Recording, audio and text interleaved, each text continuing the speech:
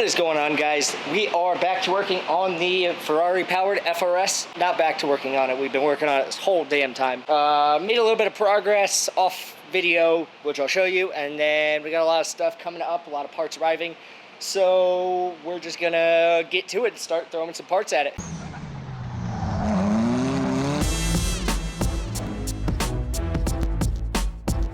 All right, so as you can see, we got coil packs in.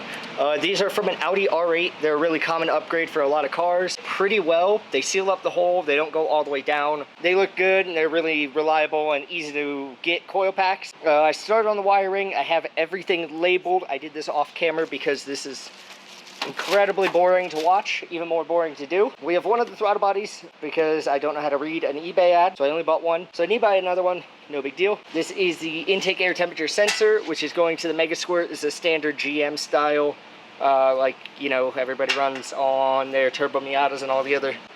Same with the coolant temperature sensor there. I had to drill and tap this a little bit bigger, and GM coolant temperature sensor wired in to its labeled wire, wherever that is. Right here is, I used a ditch connector, or douche connector as we call them, to wire the factory FRS alternator wires to the Ferrari alternator wires. All you have to do is see which one's the S and the L and the IG, whatever that means. Don't know, don't care. Just connecting those.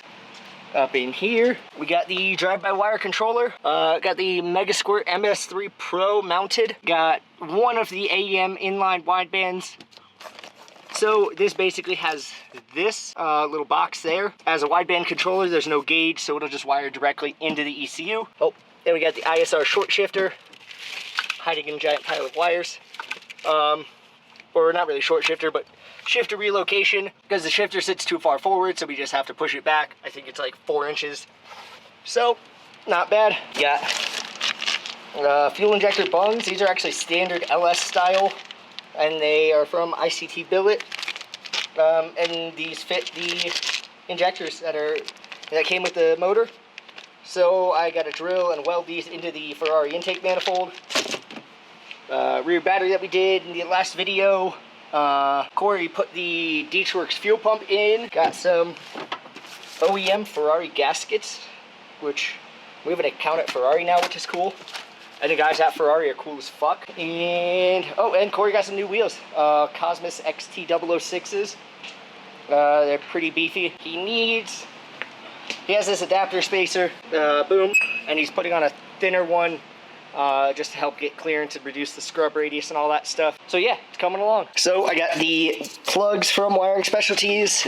They fit perfect. So what I'm going to do is D-pin this connector. The reason for doing that is just so I can maximize the length of wire that I get out of this end. And then from there, we're going to cut it close to the terminal, as close as we can. Then we're going to strip it. We're going to go, well, that's the D-pinning tool. We're going to strip it. We're going to crimp on some of the crimp connectors, those guys right there, using this tool. We're going to leave this boot just because this boot has this nice 90. And the ones they gave us do not have a 90. They're just straight. So these are going to be a little bit tight on the bigger connector, but that should be fine. And then we're just going to plug them in. All right, and just to give you an example, I have every level of wiring here.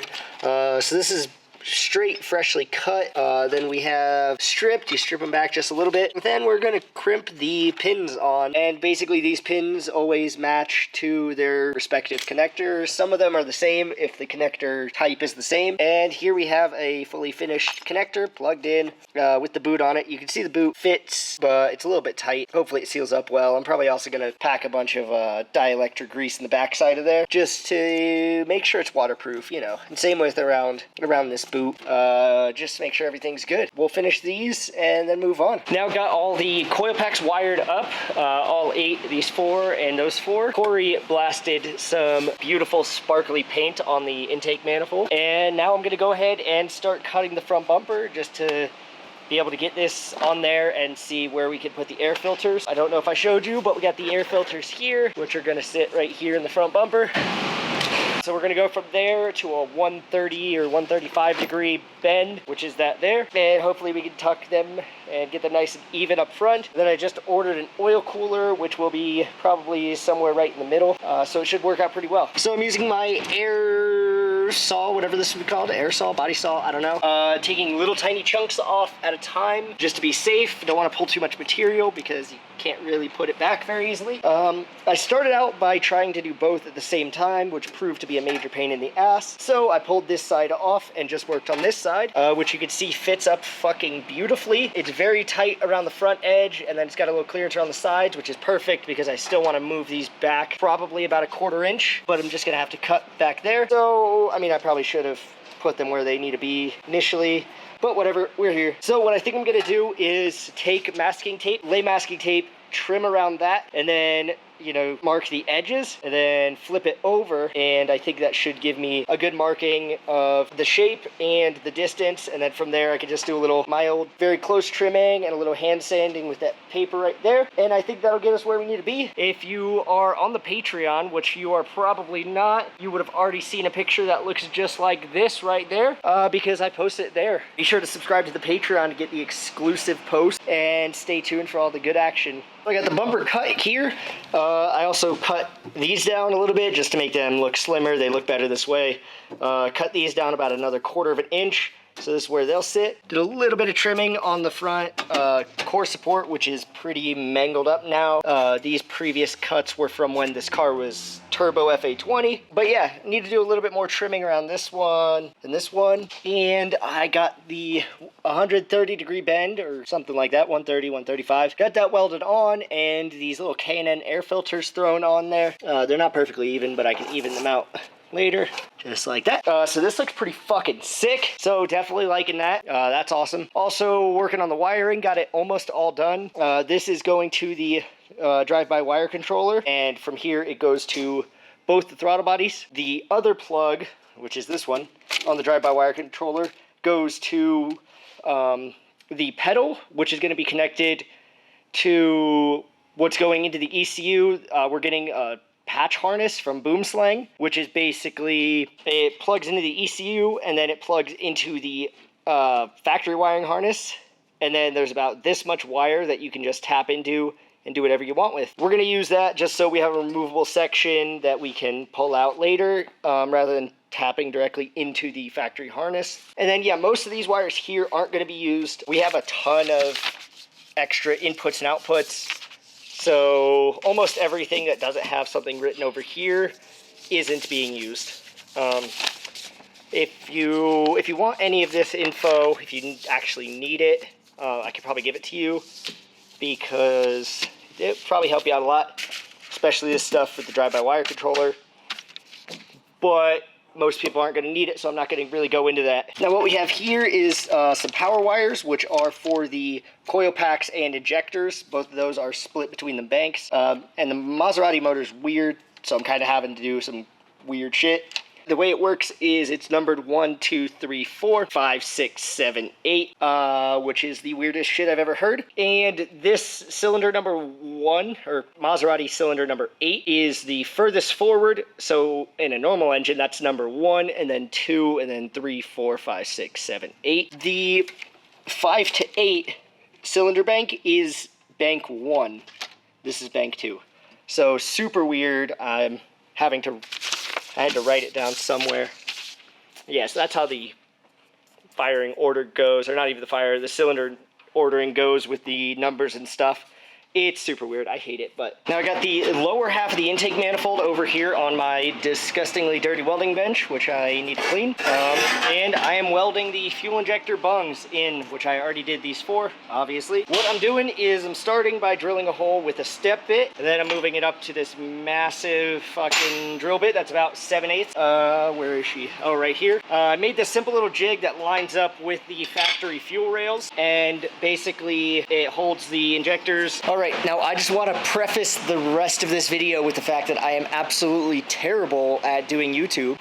We were super busy for the past like month and a half or 2 months. I don't know. I lost track of time entirely. I was too busy to film anything. I got a ton of work done on both my Z and the FRS. I will show you everything I've done on the FRS and try to cover everything in detail.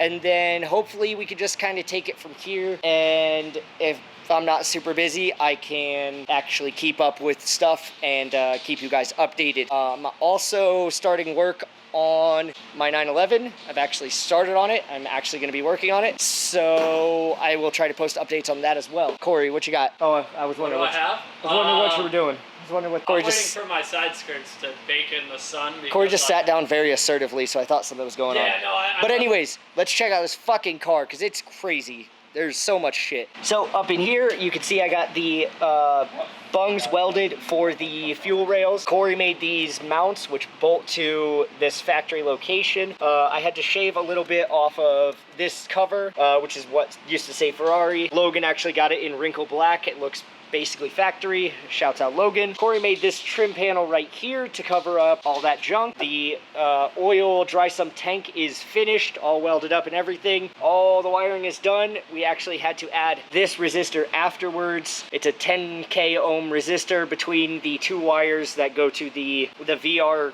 crank angle sensor. So had to add that. Ran all finish line factory oil hoses, oil line, including this one going to the oil catch can, which is way too small for the dry sump system, but it does the job for now. And then we got it wrapped by Ben at Black Star Design. Super happy with it. It's a color shift. My 370Z is actually matching this with the graphics and the wrap color. Corey got this painted sparkly, which is important. Got some of the exhaust made. It goes back into an X pipe that's like probably right about there. So a lot of exhaust work still needs to be done. It's kind of loud right now. We got the air filters up there. Right behind it we have an Earl's Dash 16AN oil cooler because we needed big oil flow for the dry sump system. So that's all good, all working. Let's see up in here. We have the so the glove box door goes on like however it goes on. Clips in the factory clips and actually shuts like normal, so you can't even tell.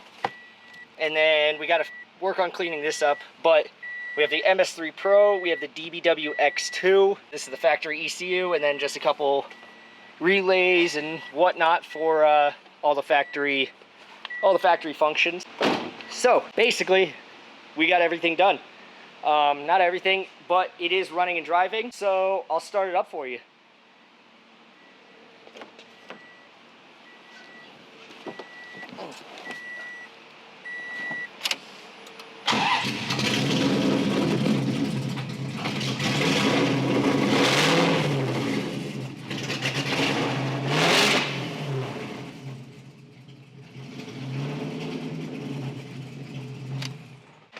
And there's that.